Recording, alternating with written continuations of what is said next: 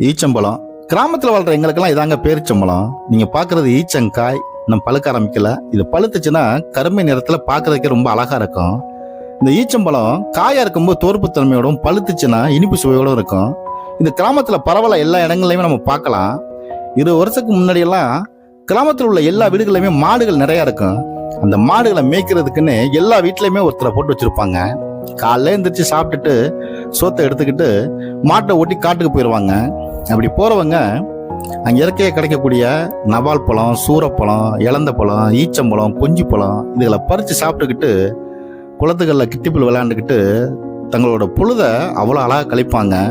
அதை பார்க்கறதுக்கே ரொம்ப அழகா இருக்கும், மனசுக்கு ரொம்ப நிறைவா இருக்கும். இந்த பழம் மருத்துவ குணம் கொண்டதுங்க.